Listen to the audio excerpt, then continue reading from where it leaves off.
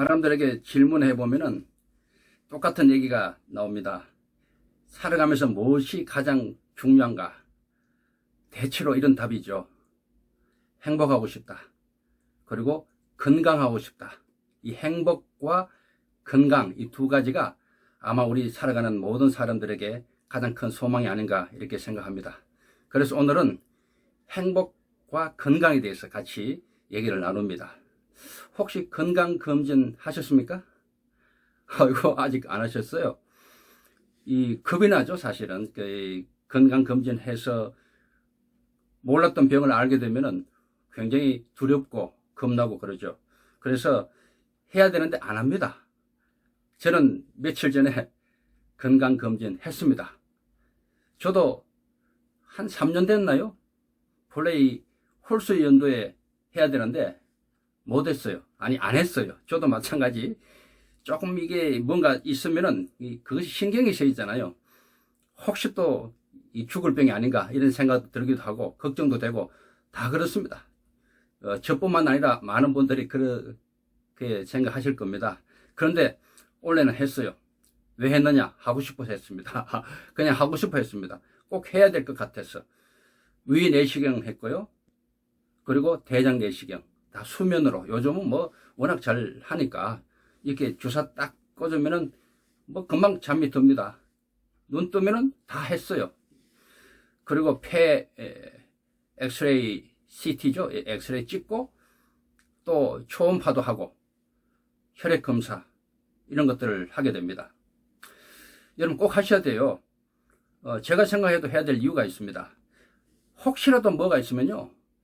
아주 작을 때 미리 발견하면은 떼면 돼요. 저도 대장에 아주 작은 이 용종이죠. 조그만 혹이 하나 있다 해서 그것을 떼냈대요. 그러면 되지 않습니까? 모르고 그냥 아이고 겁나 해서 안 하고 1년 지나고 2년 지나고 5년 지나고 10년 지나면은 나중에 이것이 뭐로 변할지 알 수 없잖아요. 그래서 가장 현명한 방법은 항상 체크해서 아주 작을 때 그 화근을 없애는 것, 이거보다 지혜로운 방법이 없다고 저도 생각하고 있습니다. 여러분 큰 병 만들지 말고 꼭 건강검진 하시기 바랍니다. 손자병법 제4군형편에 보면요 유명한 말이 나옵니다. 성병 선성 이후 구전이라, 폐병 선전 이후 구승이라는 말이죠. 이 말이 뭐예요? 이기는 사람, 이기는 군대, 이기는 사람의 특징이 뭐냐? 선승, 먼저 이겨놓고 이후 구전, 전쟁을 구한다. 싸우러 나간다 이 뜻이고, 지는 사람, 늘 실패하는 사람, 지는 군대는 먼저 싸움부터 해놓고 그냥 덮어놓고 아무 계획도 없이 싸움부터 해놓고 이길 기회를 찾아나가는 이런 바보 같은 사람, 이 두 가지로 나눠집니다. 우리가 취해야 될 것은 선승 이후 구전, 줄여서 선승구전입니다. 먼저 이길 태세, 이길 준비를 다 갖추고 그리고 이렇게 하나씩 확인해 나가는, 이것이 가장 현명한 방식입니다. 선승구전입니다. 꼭 기억하시고요. 이 행복과 건강도 마찬가지입니다. 그런 선승의 자세로 우리가 준비를 하면은 우리 평생을 정말 행복하고 건강하게 살 수 있을 것입니다. 구독 아직 안 하셨어요? 구독 부탁드리고 또 알림 같이 부탁드리고 좋아요도 이렇게 눌러주시면 제가 힘을 또 받겠습니다. 여러분 보스턴 대학교에서 유명한 실험을 했죠. 성공과 출세를 할 때 가장 영향을 미친 요소 해서 7세 어린이 450명을 무려 40년간 추적 연구를 했어요. 참 오랜 시간 동안 연구했으니까 믿을만 하겠죠. 어떤 사람이 성공하고 출세하느냐? 결론은 이거예요. 첫 번째 결론이 다른 사람과 어울리는 능력이 있는 사람, 그러니까 잘 어울리는 사람이에요. 혼자 외톨이 그냥 고집 부리고 혼자 어떻게 남을 무시하고 아니면 남과 멀리해서 이렇게 살아가는 사람이 아니고 이웃과 잘 어울리고 친구와 잘 어울리고 회사 동료와 잘 어울리고 상사와 잘 어울리고 잘 어울리는 사람이, 어쨌든 이런 사람이 성공하더라는 그 얘기입니다. 그리고 두 번째는 좌절을 극복하는 능력. 누구나 어렵죠. 힘들죠. 살다 보면은 이렇게 굴곡이 있지 않습니까? 좋은 것만 있는 것이 아니라 나쁜 일도 있고, 그런 어렵고 힘들 때, 좌절을 맞을 때 어떤 태도로 이거 극복하느냐, 잘 극복하는 사람이 성공하더라. 당연한 거 아니겠습니까? 세 번째가 감정의 문제입니다. 감정을 잘 조절하는 사람이 성공하더라. 그렇지 않습니까? 이렇게 욱하고 또 누가 무슨 말하면 얼굴이 붉어지고 그 감정을 조절 못해가지고 확 화를 내고 이런 사람 툭툭 그냥 말을 함부로 하고 이 성질을 못 이겨서 그렇게 하는 사람들을 주변에 많이 보지 않습니까? 이런 사람은 성공하기 어렵습니다. 이런 보스턴 대학교의 그 성공과 출세에 영향을 미친 요소가 참 우리에게 좋은 교훈을 주고 있고요. 또 하버드 의대에서 했던 유명한 또 그런 연구 결과가 있죠. 이것은 무려 75년 동안 연구했답니다. 75년 724명을 대상으로. 굉장한 이 실험 결과가 아니겠어요? 신빙성이 있겠죠. 마찬가지 결론이 나왔어요. 첫 번째, 다른 사람과 잘 어울릴 때 행복하고 건강하다, 그 얘기입니다. 두 번째는 좋은 관계를 맺을 때 특히 중요한 것이 뭐냐? 가족입니다. 가족.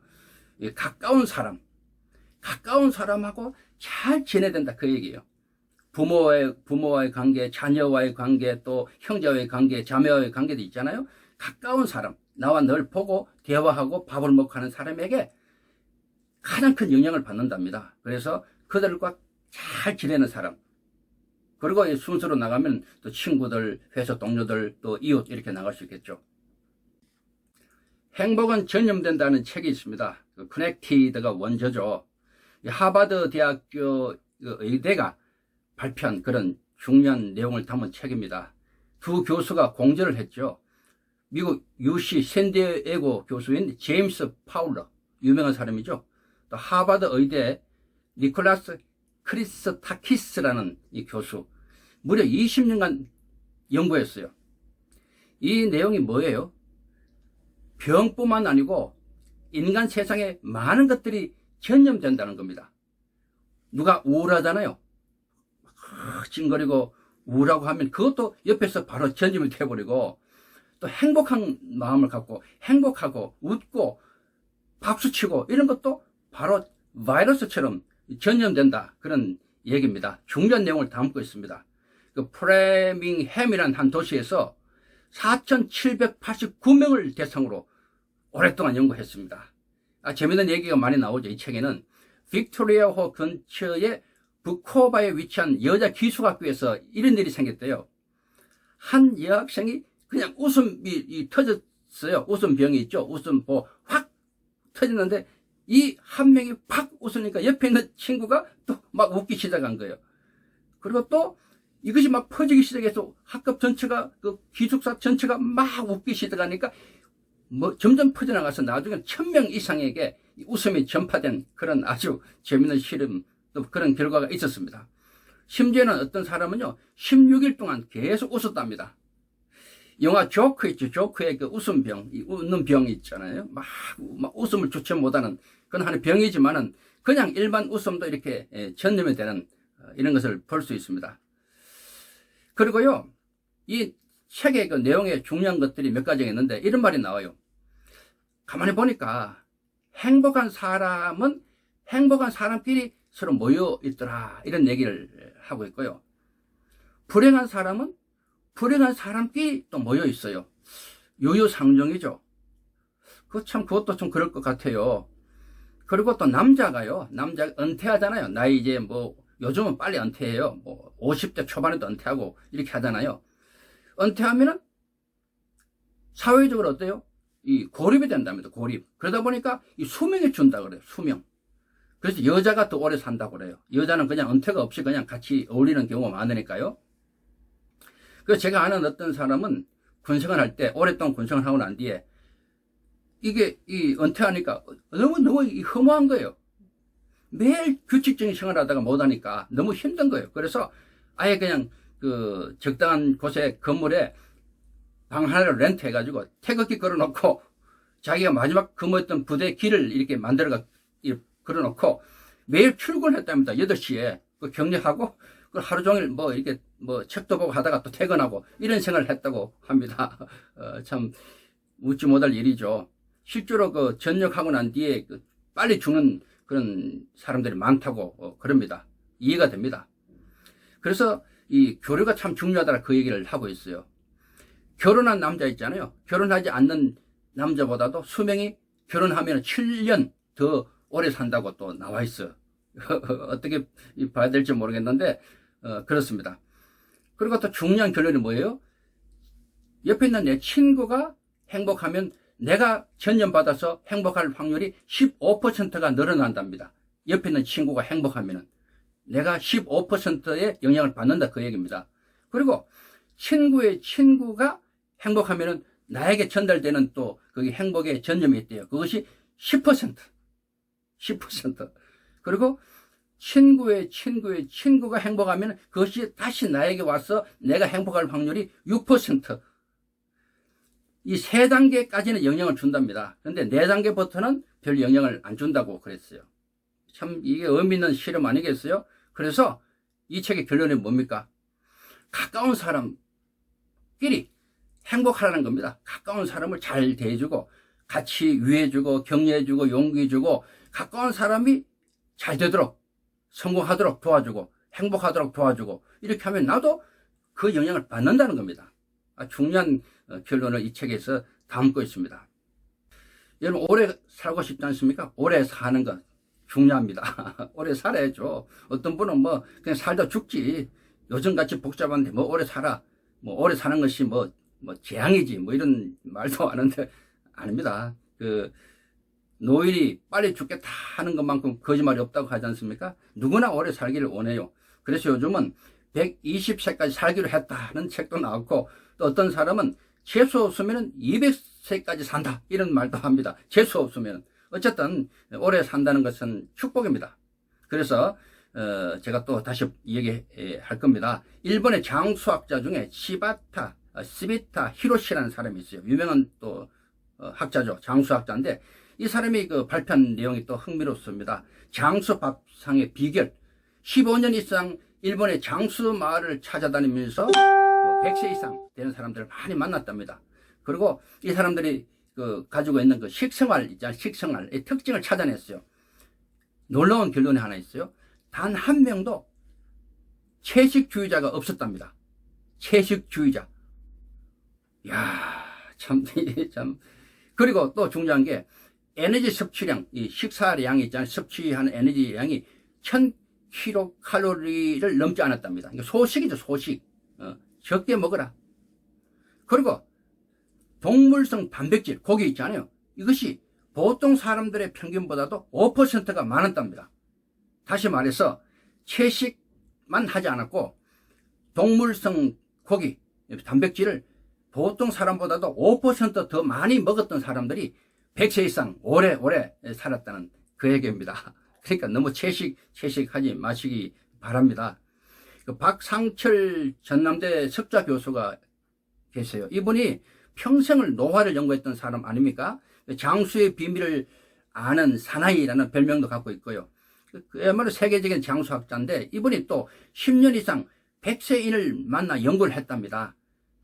결국은 100세 이상 살았던 사람들의 불로초를 찾았다고 발표를 했어요. 불로초. 진시황도 못 찾았다는 불로초. 그것이 뭔가 궁금하시죠? 다시 구독 눌러주십시오. 죄송합니다. 구독, 알림 부탁합니다. 첫째가 뭐냐? 들깻잎입니다. 들깻잎. 오메가3 지방산의 공급원입니다.